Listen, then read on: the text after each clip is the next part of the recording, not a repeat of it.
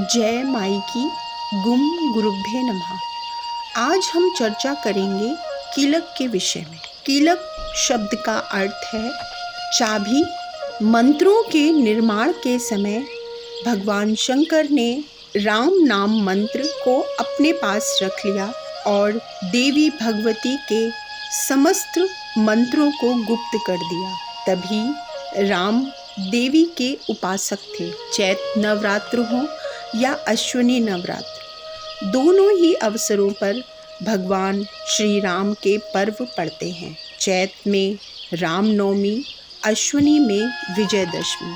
श्री दुर्गा सप्तशती में भगवान शंकर ने समस्त देवी पाठ को ही कीलक कर दिया, यानी गुप्त कर दिया। इसको केवल विद्वान ही जान सकता है।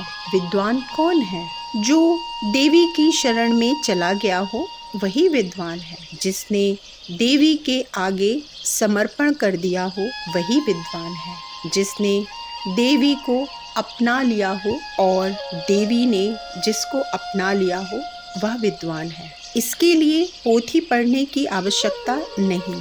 तो आइए श्रवण करते हैं कीलक श्रोत का। ओम।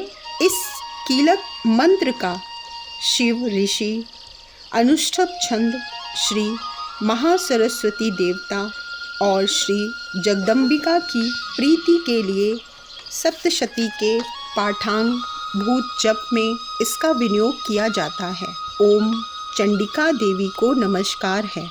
मार्कंड ऋषि कहते हैं, विशुद्ध ज्ञान ही जिसका शरीर है, तीनों वेद ही जिसके तीन दिव्य नेत्र हैं, जो कल्याण प्राप्ति के हेतु हैं तथा अपने मस्तक पर अर्धचंद्र का मुकुट धारण करते हैं, उन भगवान शिव को नमस्कार है। मंत्रों का जो अभिकीलक है, अर्थात मंत्रों की सिद्धि में विघ्न उपस्थित करने वाले शाप रूपी कीलक का जो निवारण करने वाला है, उस सप्तशती श्रोत को संपूर्ण रूप से जानना चाहिए और जानकर उसकी उपासना करनी चाहिए। यद्यपि सप्तशती के अतिरिक्त अन्य मंत्रों में जप में भी जो निरंतर लगा रहता है वह भी कल्याण का भागी होता है। इसके भी उच्चाटन आदि कर्म सिद्ध होते हैं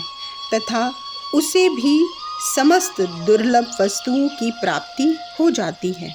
तथापि जो अन्य मंत्रों का जप न करके केवल इस सप्तशती नामक स्रोत से ही देवी की स्तुति करते हैं, उन्हें स्तुति मात्र से ही सच्चिदानंद स्वरूपिणी देवी सिद्ध हो जाती हैं। उन्हें अपने कार्य की सिद्धि के लिए मंत्र, औषधि तथा अन्य किसी साधन के उपयोग की आवश्यकता नहीं रहती। बिना जप के ही उनके उच्चाटन आदि समस्त अभिचारिक कर्म सिद्ध हो जाते हैं। इतना ही नहीं, उनकी संपूर्ण अभिष्ट वस्तुएं भी सिद्ध होती हैं। लोगों के मन में यह शंका थी कि जब केवल सप्तशती की उपासना से अथवा सप्तशती को छोड़कर अन्य मंत्रों की उपासना से भी समान रूप से सब कार्य सिद्ध होते हैं, तब उन्हें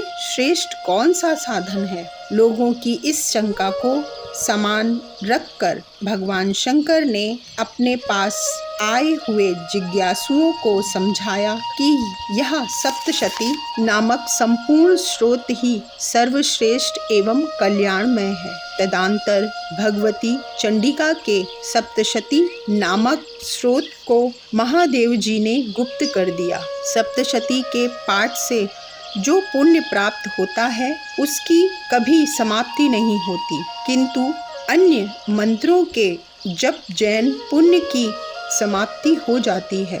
अतः भगवान शिव ने अन्य मंत्रों की अपेक्षा जो सप्तशती की ही श्रेष्ठता का निर्णय किया। इसे यथार्थ ही जानना चाहिए। अन्य मंत्रों का जप करने वाला पुरुष भी यदि सप्तशती के स्तोत्र और जप का अनुष्ठान कर ले तो वह भी पूर्ण रूप से ही कल्याण का भागी होता है।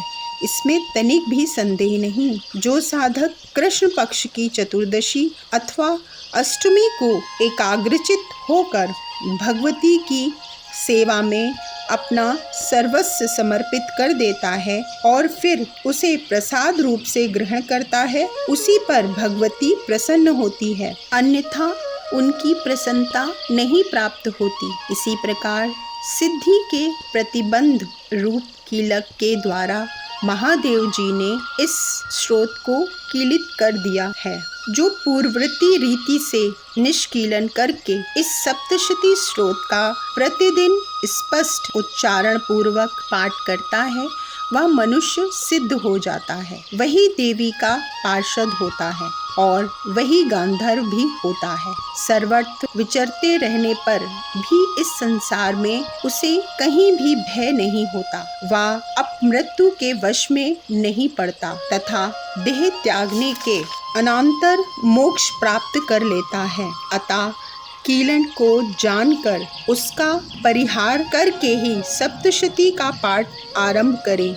जो ऐसा नहीं करता उसका नाश हो जाता है। इसलिए कीलक और निष्कीलक का ज्ञान प्राप्त करने पर ही यह स्रोत निर्दोष होता है और विद्वान पुरुष इस निर्दोष स्रोत का ही पाठ आरंभ करते हैं। स्त्रियों में जो कुछ भी सौभाग्य आदि दृष्टि गोचर होता है, वह सब देवी के प्रसाद का ही फल है। अतः इस कल्याणमयी स्रोत का सदा जाप करना चाहिए। इस स्रोत का मंद स्वर से पाठ करने पर अल्प फल की प्राप्ति होती है और उच्च स्वर से पाठ करने पर पूर्ण फल की प्राप्ति होती है। अतः उच्च स्वर से ही इसका पाठ आरंभ करना चाहिए। जिनके प्रसाद से ऐश्वर्य, सौभाग्य, आरोग्य, संपत्ति, शत्रुनाश तथा परम मोक्ष की भी सिद्धि होती है, उस कल्याणमयी जगदम्बिका की स्तुति मनुष्य क्यों नहीं करते।